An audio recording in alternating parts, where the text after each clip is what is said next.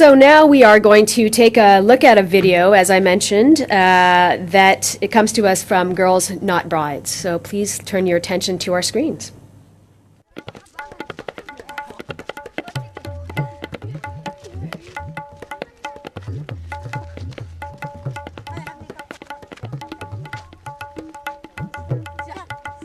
$10 million girls across the world get married every year. In South Asia, nearly half of all girls marry before they're 18. It's like killing someone's soul. It's not only kidnapping their childhood.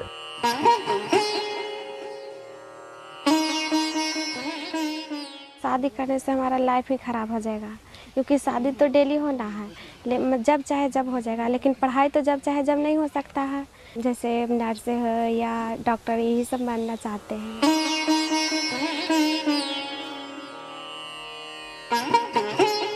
शादी 14 साल की उम्र में हो गई। उस समय हमको ये भी नहीं पता था कि शादी का पूरा मतलब क्या होता है। जो परेशानी हम झेले हैं वो ना झेले, इसलिए हम जागृति से जुड़े हैं।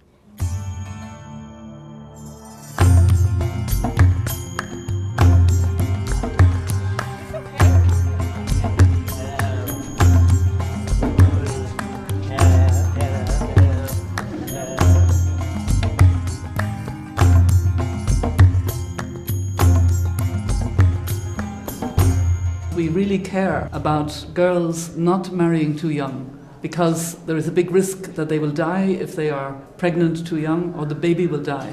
So we have formed a big partnership around the world. Many organizations who are coming together to say we must give girls full opportunity to stay in school, full opportunity to develop, and girls and boys must not marry until at least the age of the law.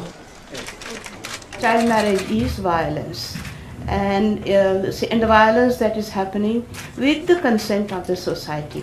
We here have all experienced the potential of change in our lifetime. And we know that when wrong practices abound, they can be changed. They can be changed by people themselves, they can be changed by communities, they can be changed by awareness. Imagine what would happen when women and girls are set free. Less effect.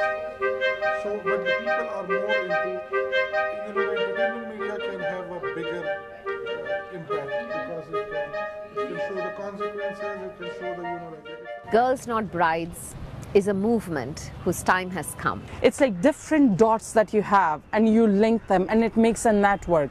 And the network covers up maximum area with maximum change. Change is possible, and I have seen change taking possible in my country. My own mother married at the age of 16.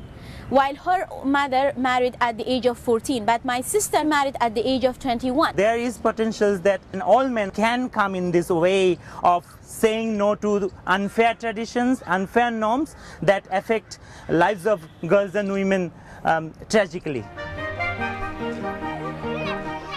तभी खत्म कर पाएंगे, क्योंकि एक साथ रहेंगे, एक समर्थन बनकर, एकजुट बनकर किसी भी मंजिल को पार कर सकते हैं. You empower your girl, she becomes your future. Now it's time to let girls fulfill their potential and to build a better world.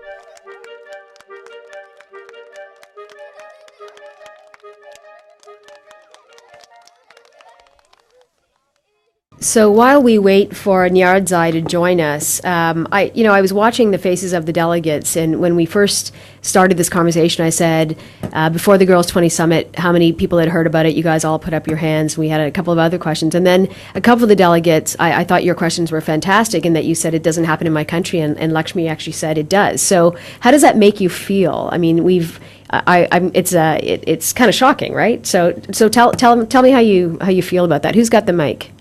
We've got a couple minutes before we have our So why don't we pass the mic down here? Yeah.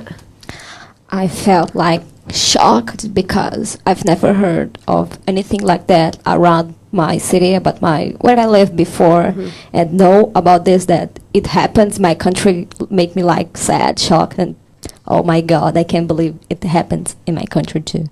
And do you feel that you can now you have some more information to go back and sort of say make all the Brazilian people know about this. I think it's not about me. I think if I tell this to my to people in Brazil, they'll be like me, shocked.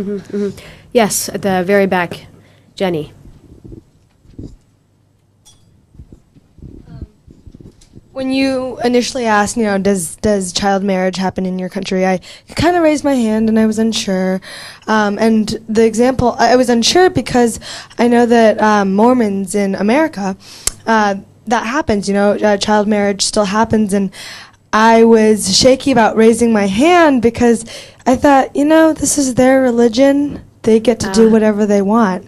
And after hearing Lakshmi speak and Kukenya speak, especially about addressing religion head on, not to be confrontational about it, but saying, hey, you can't hide behind your religion. You can't use it as a shield to run away from these moral issues that affect all of us.